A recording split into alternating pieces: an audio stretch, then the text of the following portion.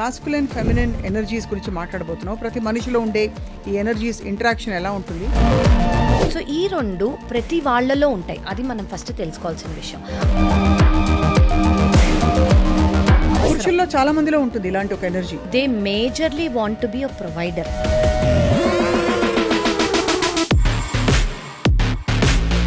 అది చెయ్యలేకపోవటమే కాకుండా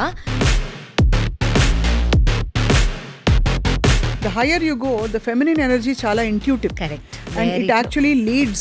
Already they know that path is already protected intuitively by them. As an individual, ఈ రెండు కలగలిసి ముందరికి తీసుకెళ్ళాలంటే హౌ డస్ ఇట్ వర్క్? అంటే ఇప్పుడు మీకున్న ఇన్సెక్యూరిటీస్ వేరే వాళ్ళ మీద రబ్ చేయటం is not the right way. Correct. మీకు ఇన్సెక్యూరిటీస్ ఉన్నాయని తెలిస్తే యాజ్ అన్ ఇండివిజువల్ రిలేషన్షిప్స్ అని ఒక మిర్రర్ లాంటివి అని చెప్తారు కదా. ఈ కాంటెక్స్ట్ ఏదైతే చెప్తున్నావనో ఆబ్వియస్లీ స్పౌజల్ అండ్ రొమాంటిక్ రిలేషన్షిప్స్లోనే ఈ కైండ్ ఆఫ్ మిర్రరింగ్ జరుగుతుంది. కరెక్ట్. ఇంబ్యాలెన్సెస్ బికాజ్ అన్న చెల్లెలతో కానీ నాన్న కూతురుతో కానీ ఈ ఇంబ్యాలెన్సెస్ మనకి ఎక్కువ తారసపడవు. స్టార్టింగ్లో అంత బాగుంటుంది, ఎందుకంటే వాళ్ళ ఒరిజినల్ సెల్ఫ్ అనేది బయటికి రాదు. ఆ వాల్స్ అనేవి కిందకి దించేశాక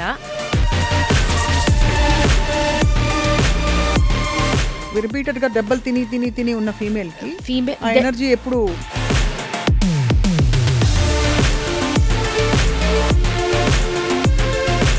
దానివల్ల ఉమెన్ అనేది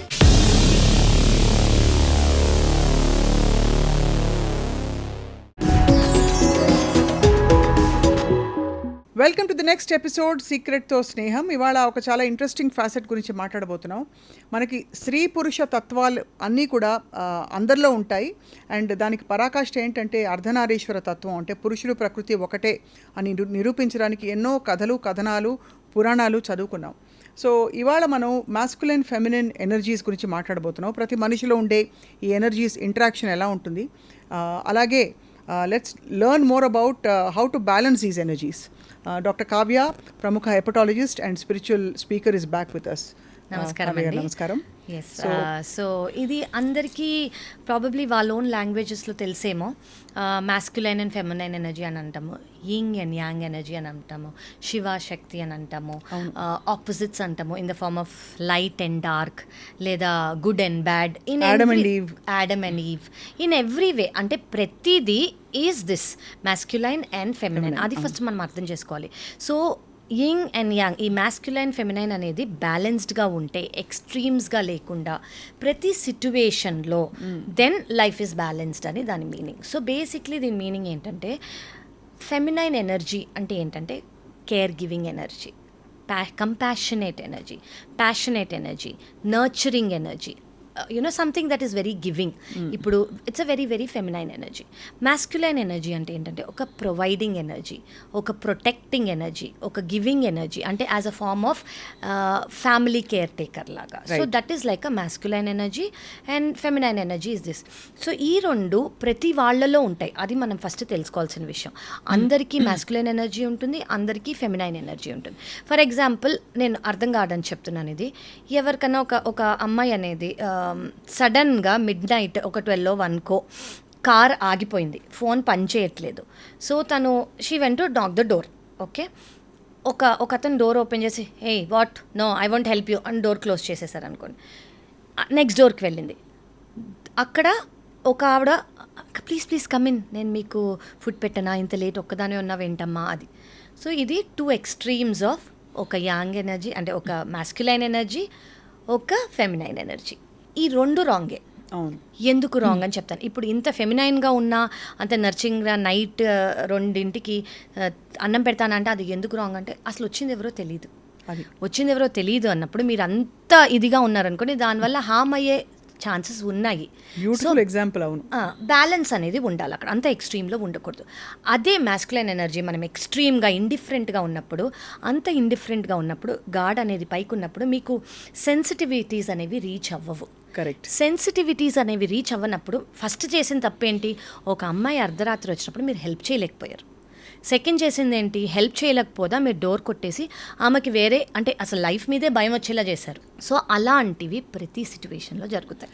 సో అక్కడ ఫస్ట్ సిచ్యువేషన్లో అక్కడ మాస్కులిన్ డామినేట్ చేసి నర్చరింగ్ ఎనర్జీస్ బాగా తగ్గిపోయి ఇంబ్యాలెన్స్ ఉంది. కరెక్ట్. రెండో సిచ్యువేషన్లో నర్చరింగ్ ఎనర్జీ బాగా వచ్చి ఆ ప్రొటెక్టివ్ ఎనర్జీ అనే మాస్కులిన్ ఎనర్జీ పాజిటివ్గా ఏదైతే చెప్తామో అది లేకపోవడం వల్ల you may invite trouble. So ఈ రెండిట్లో ఎందుకు రాంగ్ ఇంకోటి అంటే బేసిక్లీ యాక్షన్ అవ్వలేదు, ఆమెకి ఏం కావాలో అది జరగలేదు. ఆ టైంలో తన కార్ని ఎలా బాగు చేయాలి, ఆ టైంలో తనకి ఫోన్ కనెక్ట్, అవన్నీ రెండు చోట్ల జరగలేదు. But what we have to అంటే ఇక్కడ అబ్జర్వ్ చేయాల్సింది ఏంటంటే ఏ ఎనర్జీ ఆపరేట్ చేసింది, ఏ ఎనర్జీ ఆపరేట్ చేసినందుకు ఎలాంటి బిహేవియర్ వచ్చింది. సో దానివల్ల మన లైఫ్, మనతో పాటు ఉన్న వాళ్ళ లైఫ్ కంప్లీట్గా గవర్న్ అవుతూ ఉంటుంది. ఇది మనం అర్థం చేసుకోవాల్సింది. సో ఇది ఇన్ ఎవ్రీ సిచ్యువేషన్. సో ఇలా ఎక్స్ట్రీమ్స్గా లేకుండా మనం మిడిల్ పాయింట్లో ఉన్నామనుకోండి, డోర్ ఓపెన్ చేసి కాషియస్గా ఎవరు అని ఓకే జెన్యున్గా ఒక మనిషి నిజంగానే ఫోన్ ఆఫ్ అయిపోయి కార్ పాడైంది అని ప్రొటెక్టివ్గా తెలుసుకుంటూ ప్రొవైడర్ లాగా మాస్క్యులైన్ లాగా నేను నీకేమైనా చేయగలనా అని అడిగి ఆ టైంలో వచ్చారు కాబట్టి మీకేమైనా కావాలని అడిగామనుకోండి, దట్ ఈస్ రెండు బ్యాలెన్స్ చేసి అండ్ రెండు అవసరం ఆ టైం ఈక్వలీ అవసరం. ఆ సిచ్యువేషన్కి ఆ రెండు ఖచ్చితంగా అవసరం. అండ్ దాదాపు ప్రతి సిచ్యువేషన్కి రెండు అవసరం కదా. ప్రతి ఒక్క సిచ్యువేషన్ మన లైఫ్లో రెండు అవసరమైనవే అవుతాయి. సో మనలోనే ఆ మాస్కులైన్ ఎనర్జీ ఉంటుంది, మనలోనే ఆ ఫెమినైన్ ఎనర్జీ ఉంటుంది. ఏది ఆ సిచ్యువేషన్కి అవసరమో మనం అది చేస్తాం. జనరలీ ఎక్కడ ఇంబ్యాలెన్స్ వస్తుంది అంటే ఒక ఫెమినైన్ ఎనర్జీ అనేది మాస్క్యులైన్కి ఎక్కువ చేయాల్సి వచ్చింది అనుకోండి, లేదా ఒక మాస్క్యులైన్ ఎనర్జీ ఫెమినైన్గా ఎక్కువ చేయాల్సి వచ్చింది అనుకోండి, ఆ మిస్ మ్యాచ్ అయ్యి ఆ డిస్బ్యాలెన్స్ అయ్యి రిలేషన్షిప్స్లో కానివ్వండి, వర్క్ స్పేస్లో కానివ్వండి, ఎక్కడైనా ఇట్ ఈస్ కాజింగ్ డిస్హార్మనీ అనమాట. డిస్హార్మనీ అక్కడ నుంచి చాలా ఇంకా lot of toxic energies build up inside because there is no అంటే ఇప్పుడు నేను కావాలి అనుకున్నప్పుడు దొరకనప్పుడు things start piling on. So అలా ఇప్పుడు అంటే ఇది కూడా నేనే చేయాలా, ఇది కూడా నేనే అంటే చెయ్యాల్సింది ఎవరో అయినప్పుడు నేనే చేస్తున్నప్పుడు ఇది కూడా నేనే చేయాలా, ఇది కూడా నేనే చేయాలా అని ప్రతిదీ బిల్డప్ అవుతుంది. అలాగే మాస్కులైన్ ఎనర్జీ డామినేట్ అయ్యి ఫెమినైన్ ఎనర్జీ తక్కువ అంటే నర్చరింగ్ కానివ్వండి. ఇప్పుడు అందరికీ లవ్ అనేది, కంపాషన్ అనేది, ప్యాషనేట్ ఎమోషన్ అనేది ప్రతి ఒక్క హ్యూమన్ బీయింగ్కి అవసరం. చాలా మందిలో ఉంటుంది ఇలాంటి ఒక ఎనర్జీ. కరెక్ట్. సో వాళ్ళు కరెక్ట్గా బ్యాలెన్స్ చేశారనుకోండి, వాళ్ళు అదొక్కటే డామినేట్ చేసి ప్రొవైడర్గానో ప్రొటెక్టర్గానో వాళ్ళకి ఏదైతే అంటే పురుషుల్లో they majorly want to be a provider, they want to be a protector, they want to be a giver. Okay, అది చెయ్యలేకపోవటమే కాకుండా వాళ్ళు ఫెమినైన్గా కూడా బిహేవ్ చేయాల్సి వచ్చింది అనుకోండి. అంటే ఫెమినైన్ అంటే రిసీవింగ్ ఎండ్లో ఉండడం, ఎక్కువ నర్చరింగ్గా ఉండడం అంటే వాళ్ళ మాస్కులైన్ డామినెంట్లో వాళ్ళు లేనట్టు అంటే వాళ్ళ పర్సనాలిటీ వాళ్ళు కరెక్ట్ యాంగిల్లో అలైన్మెంట్లో లేనట్టు. ఈ అలైన్మెంట్లో లేనందుకు they fall into any consequences. అలాగే ఉమెన్ కూడా. ఇప్పుడు మీరు వరల్డ్లీ టర్మ్స్లో చెప్పారు ఈ నర్చరింగ్, కంపాషన్, అమ్మాయి రావడం అనే ఎగ్జాంపుల్తో. But the higher expressions of the same energies, ఉదాహరణకి the higher you go the feminine energy చాలా intuitive. Correct. And it actually leads your అంటే పాత్ బేసిక్లీ ముందు ఏం జరుగుతుందో ఆల్రెడీ తెలుసు. అంటే కేర్ గివర్ లాగా already they know that path is already protected intuitively by the mother అనుకోవచ్చు, feminine energy అనుకోవచ్చు, whatever in your term. Correct, very true. So అలాగా masculine energy and feminine energy balance చేసుకునే క్రమంలో రిలేషన్షిప్స్లో మీరు చెప్పారు అంటే imbalance. But as an individual ఈ రెండు కలగలిసి ముందరికి తీసుకెళ్ళాలంటే హౌ డస్ ఇట్ వర్క్? అంటే ఇప్పుడు రెండు అనేవి ఇద్దరికీ ఉంటాయండి. మనం ఫెమినైన్ ఎనర్జీ కూడా ఉంటుంది, మాస్కులైన్ ఎనర్జీ కూడా ఉంటుంది. ఇప్పుడు ఉమెన్ ఫెమినైన్ ఎనర్జీగా గివర్ లాగానే ఉండాలి అంటే షీ షుడ్ ఈ స్పేస్లో తను కరెక్ట్గా ఉండగలగాలంటే తనకు ఆ కరెక్ట్ పార్ట్నర్ రావాలి. కరెక్ట్ పార్ట్నర్ అంటే తను ఎలా ఉంటుందో అదే స్పేస్లో తను సేఫ్గా తనలాగే ఉండగలిగే స్పేస్ ఈ మాస్కులైన్ ఎనర్జీ ప్రొవైడ్ చేయగలగాలి. రైట్. అలాగే ఒక మాస్కులైన్ ఎనర్జీ వచ్చినప్పుడు ఈ ఉమెన్ ఎవరైతే ఉంటారో వాళ్ళని మాస్క్యులైన్గా ఉండనిచ్చి వాళ్ళ మాస్క్యులైన్ ఎనర్జీని ప్రొటెక్ట్ చేయగలగాలి.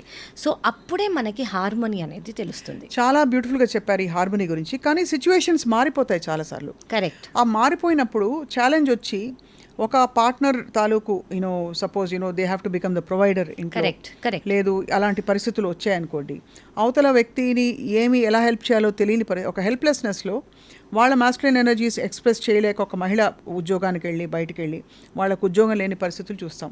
ఆ అగ్రెషన్ వాళ్ళు ఎలా డైవర్ట్ చేయాలో తెలియక చాలా సార్లు అది అది అక్షింతలుగా opposite partner ఆపోజిట్ పార్ట్నర్కి కోపంగా, ఇంకా ఒక డిసప్రూవల్గా, ఒక పుట్టింగ్ డౌన్గా, అబ్యూస్గా పరిణమిస్తుంది. కరెక్ట్. సో దాన్ని how do you fix it? Because most of the abuse probably ఇందు నుంచి దీని వల్లే వస్తుంది. ఎందుకంటే అక్కడ మ్యాస్క్యులైన్కి కూడా ఆయనకంటూ ఆయన ప్రొవైడ్ చేద్దాం అనుకుంటున్నారు, కానీ ప్రొవైడ్ చేయలేకపోతున్నారు. ఆ హెల్ప్లెస్నెస్, అది ఆ హెల్ప్లెస్నెస్ వల్ల ఆయనకంటూ ఆయన నేనే ఇది ప్రొవైడ్ చేద్దాం అనుకుంటున్నా, నేనే ఇది గివ్ చేద్దాం, నేను నిన్ను సేఫ్ ప్లేస్లో పెడదాం అనుకుంటున్నా, కానీ నేను ఇది చెయ్యలేకపోతున్నానన్న హెల్ప్లెస్నెస్ కొంతమందికి ఇది తెలుస్తుంది, కొంతమందికి ఇది తెలీదు.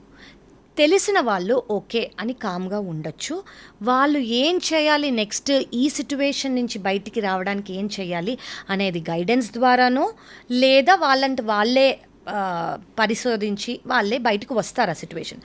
కొంతమందికి ఈ సిట్యువేషన్లో ఉన్నారని కూడా తెలియకుండా వాళ్ళే సుపీరియర్గా ఆ డామినెంట్ ఎనర్జీని పైకి పెట్టుకోవడానికి ఆపోజిట్ పర్సన్ని హెల్ప్లెస్గా ఫీల్ చేస్తారు. అంటే వాళ్ళకున్న ఎమోషన్ని ఆపోజిట్ పర్సన్ని హెల్ప్లెస్గా ఫీల్ చేసి they feel secure in it.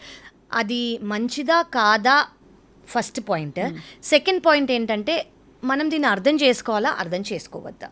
So first of all మంచిదా కాదా అంటే ఇట్స్ నాట్ కరెక్ట్ అండి. అంటే ఇప్పుడు మీకున్న ఇన్సెక్యూరిటీస్ వేరే వాళ్ళ మీద రబ్ చేయటం is not the right way.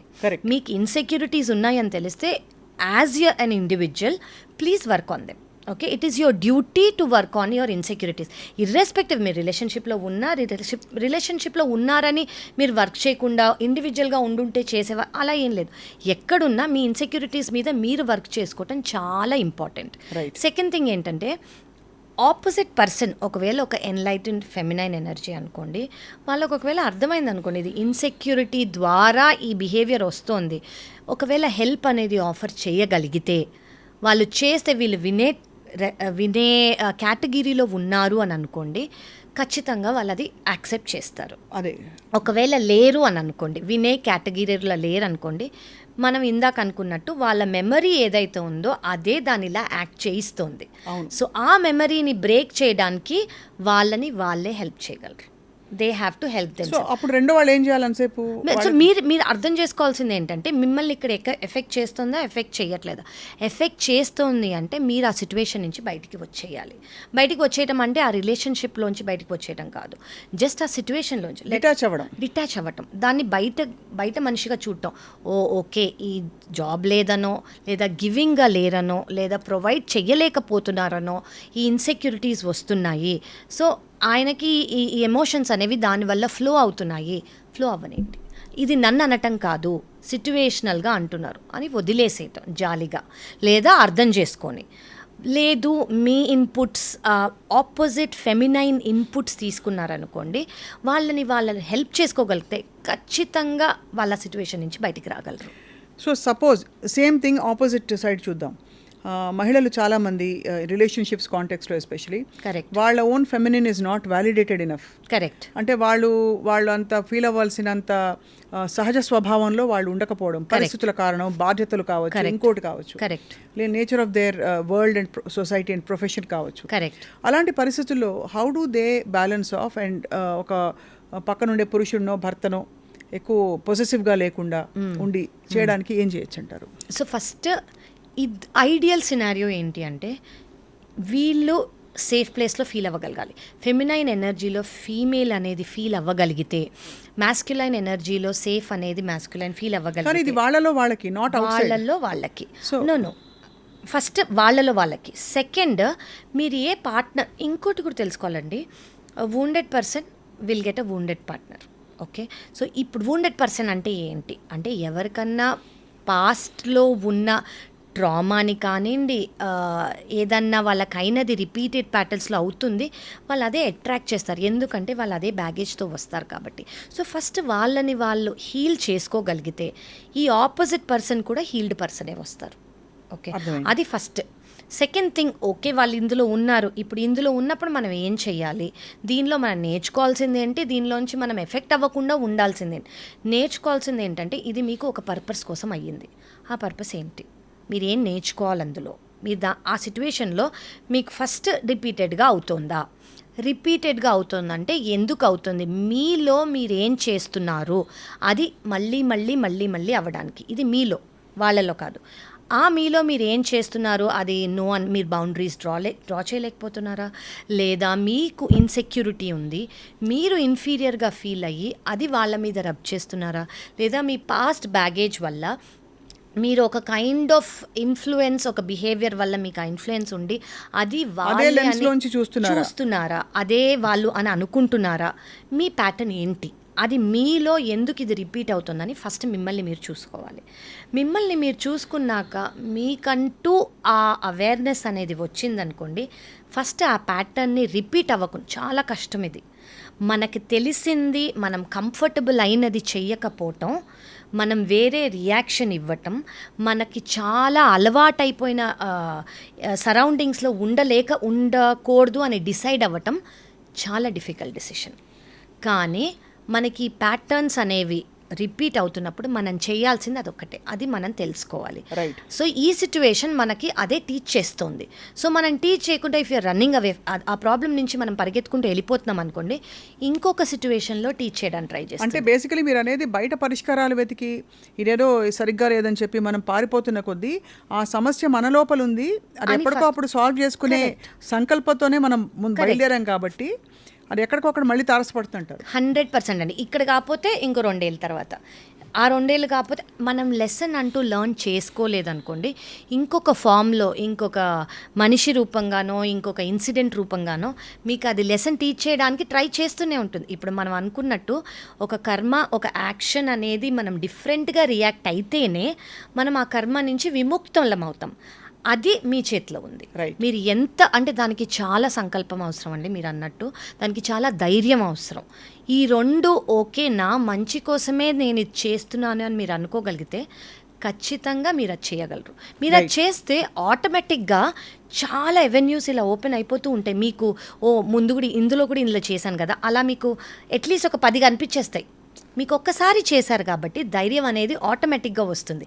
మీరు సెకండ్ది కూడా చేయగలరు, థర్డ్ది కూడా అలా ఆటోమేటిక్గా మీరు చాలా బ్లాక్స్ అనేవి మీలో మీరే హీల్ చేసుకోగలరు. Right. By just being aware ఒకటి, అండర్స్టాండింగ్ ఒకటి, ఆ విజ్డమ్ అనేది ఈ ప్రాబ్లం దీనివల్ల వచ్చింది అన్న విజ్డమ్ ఒకటి, థర్డ్ ఆ ధైర్యమైన స్టెప్. దీనికి ఆల్మోస్ట్ గ్రహించాల్సిన విషయం, ఫండమెంటల్ విషయం ఏంటంటే everything is within us. Correct. So all the imbalances are within us, బయటకు అది ప్రొజెక్ట్ అవుతుంది. అంతే అంతే. అండ్ అలాగా అంటే అందుకే మనలోనే ప్రపంచం ఉంది, మన బయట ఉందని. అంతే. అలాగాని ఆబ్వియస్లీ ఇక్కడ ఒక హెచ్చరిక ఏంటంటే మీ తరఫున కూడా I'm just taking the Liberty, ఎక్కడైనా మీరు అన్సేఫ్ సరౌండింగ్స్లో కనుక ఉంటే దయచేసి ప్రాక్టికల్గా ప్లీజ్ గో గెట్ హెల్ప్. ఇప్పుడు అన్సేఫ్ 100 అంటే అన్సేఫ్ గురించి అసలు మనం మాట్లాడట్లేదండి. మీ గురించి మీరు ఏదన్నా ప్యాటర్న్స్ రిపీట్ అవుతున్నాయి అంటే మీరు ఎలాంటి స్టెప్స్ తీసుకోవాలి. కానీ మీరున్న సిచ్యువేషన్స్ కానివ్వండి, మీరున్న రిలేషన్షిప్స్ కానివ్వండి, మీరున్న ఇన్సిడెంట్స్ కానివ్వండి, దే ఆర్ అబ్యూజివ్ అనుకోండి, దే ఆర్ ఎక్స్ట్రీమ్లీ అన్సేఫ్ అనుకోండి, they are not good for you అంటే అది టాక్సిక్ అని మనకు అర్థమైపోతుంది. Please walk away from that. And also and in fact ఆ యాక్షన్ తీసుకునే చర్య కూడా it comes from the masculine within us. Correct, exactly. మన లోపల ఉండే మన ప్రొటెక్టివ్ ఇన్స్టింక్ట్ ఏదో చెప్తుంది. కరెక్ట్. దాన్ని మనం నర్చర్ చేసి అది సరైన ప్లేస్ లో ఉంటే అది కరెక్ట్ గా ప్రొటెక్ట్ చేసి గైడ్ కూడా చేస్తుంది. అండ్ ఇట్ బోత్ లోపల ఉండే మన మాస్కులైన్ మన ఫెమినైన్ కూడా చాలా they will work in tandem. Correct అండి, ఎగ్జాక్ట్లీ. సో ఇప్పుడు రిలేషన్షిప్స్ అని ఒక మిర్రర్ లాంటివి అని చెప్తారు కదా. ఈ కాంటెక్స్ట్ ఏదైతే చెప్తున్నామో ఆబ్వియస్లీ స్పౌజల్ అండ్ రొమాంటిక్ రిలేషన్షిప్స్లోనే ఈ కైండ్ ఆఫ్ మిర్రరింగ్ జరుగుతుంది. కరెక్ట్. ఇంబ్యాలెన్సెస్ బికాజ్ అన్న చెల్లెలతో కానీ నాన్న కూతురుతో కానీ ఈ ఇంబ్యాలెన్సెస్ మనకి ఎక్కువ తారసపడవు. Is that right? Correct. It is ఇంకోటి కూడా అండి, బికాజ్ రొమాంటిక్ రిలేషన్షిప్స్ కానివ్వండి, స్పౌజల్ రిలేషన్షిప్స్లో ఆ క్లోజ్నెస్ కానివ్వండి, ఇంటిమసీ కానివ్వండి కొంచెం ఎక్కువ. రైట్. ఓకే. మన చైల్డ్హుడ్లో మన పేరెంట్స్, బ్రదర్స్, క్లోజ్ ఫ్రెండ్స్ వాళ్ళతో కూడా రిలేషన్షిప్ చాలా స్ట్రాంగ్గా క్లోజ్గా ఉంటుంది. కానివ్వండి ఇంటిమసీ లెవెల్స్ అనేది రొమాంటిక్ పార్ట్నర్ లేదా స్పౌస్ లేదా ఆపోజిట్ పార్ట్నర్తోనే ఉంటుంది. రెండోది ట్రిగరింగ్ అంటూ ఉండదు. అన్నతో కానీ లేకపోతే నాన్నతో కానీ, ఒక మదర్తో కానీ, ఒక బ్రదర్తో కానీ, ఒక వెరీ క్లోజ్ అక్వైంటెన్స్తో, ఫ్రెండ్తో కానీ, బెస్ట్ ఫ్రెండ్తో కానీ ఆ ట్రిగరింగ్ పాయింట్ అనేది ఉండదు. ఇంకోటి దీనికి రీజన్ ఏంటంటే మనం వాళ్ళని వాళ్ళలాగా మనం యాక్సెప్ట్ చేసేసాం. ఇవి ఓన్లీ క్వశ్చన్ చేసేదంతా ఓన్లీ స్పౌజల్ రిలేషన్షిప్లో మనం వాళ్ళని ఆల్రెడీ ఒక 10 ఏళ్ళగానో 20 ఏళ్ళగానో 30 ఏళ్ళగానో వాళ్ళని వాళ్ళలా చూసాం. ఆల్రెడీ మనం ఈ రియాక్షన్కి వాళ్ళకి ఆ రియాక్షన్ వస్తుందని మనకు తెలుసు. అది మీ మదర్ కానివ్వండి, ఫాదర్ కానివ్వండి, బ్రదర్ కానివ్వండి, ఒక బెస్ట్ ఫ్రెండ్, ఒక 20-30 ఇయర్స్గా ఉన్న బెస్ట్ ఫ్రెండ్ కానివ్వండి. ఒక న్యూ రిలేషన్షిప్లో అందుకే ఎక్కువ గొడవలు అవుతాయనో ఏదో అంటారు. ఎందుకు అంటే స్టార్టింగ్లో అంత బాగుంటుంది, ఎందుకంటే వాళ్ళ ఒరిజినల్ సెల్ఫ్ అనేది బయటికి రాదు. ఓకే, ఎవ్రీవన్ అందరూ చాలా హ్యాపీగా ఉందామని ఎవరైనా అనుకుంటారు. కానీ ఆ వాల్స్ అనేవి కిందకి దించేశాక ఎవరిది ఓన్ ప్రొజెక్టరీ వాళ్ళది బయటికి వస్తుంది. ఆ బయటికి వచ్చినప్పుడు మనకి ఆ కొత్త న్యూ బిహేవియర్ అవేర్గా మనం లేము కాబట్టి, మనం ప్రిపేర్డ్గా లేము కాబట్టి, బేసిక్గా మనకు ఆ ప్యాటర్న్ తెలీదు, వాళ్ళు అలా ఉంటారు అన్న మైండ్ మనకి లేదు కాబట్టి మనం ట్రిగర్ అవుతాం. మనం ట్రిగర్ అయినందుకు వాళ్ళ దగ్గర కొత్త రియాక్షన్, అది మన దగ్గర కొత్త reaction. So this is a spiral. So మీరు ఇందాక అన్నట్టు ఈ రిలేషన్షిప్స్లో కానివ్వండి, ఏదన్నా అలార్మింగ్ రెడ్ ఫ్లాగ్స్ అంటాం మనం, ఈ రెడ్ ఫ్లాగ్స్ ఉంటే ఖచ్చితంగా వాటి నుంచి దూరంగా ఉండాలి. అక్కడ మళ్ళీ మన లోపల ఉండే మాస్కులైన్ అలర్ట్ అలర్ట్ చేసేసుకోవాలి, ఆటోమేటిక్గా అలర్ట్ అయిపోతుంది. అలర్ట్ పోనీలే అని ఏం ఉండట్లే ఆ మాత్రం ఉండదా అని సరిపెట్టుకోవడం అనేది అంటే డేంజరస్. మీరు అన్నట్టు సరిపెట్టుకోకూడదు. డేంజర్ అంటే it is just some emotional mismatch అని అనుకోండి. We can try to match. Okay, చెప్పో అర్థం చేయించో ఇన్సిడెంట్స్ ద్వారానో వాళ్ళు ఖచ్చితంగా అర్థం చేసుకునే అవకాశం ఉంది. కానీ ఇది ఎండేంజరింగ్ అనుకోండి, ఇది లైఫ్కి ప్రమాదం అనుకోండి, దీనివల్ల మీకు చాలా పెద్ద ట్రామా వస్తుంది అనుకోండి, please move away from that. That's a brilliant and a very beautiful way of putting. అంటే how to balance and how to make the right decision తెలియదు కదా చాలా మందికి. కరెక్ట్ అండి. So on a closing note, ఈ అవేర్నెస్కి రావడం చాలా ఇంపార్టెంట్.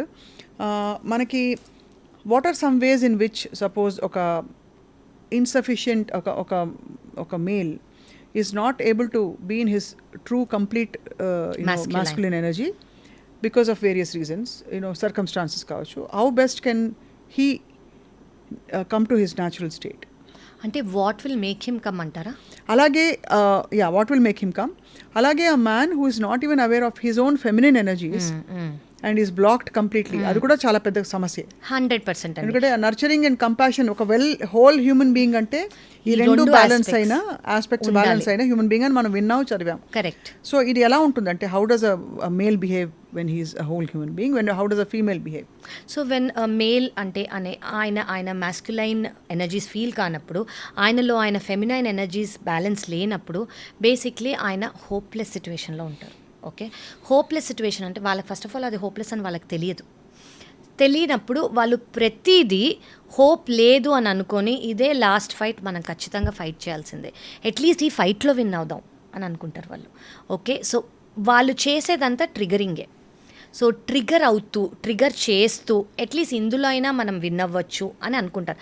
ఇది very very very very unconscious behaviour.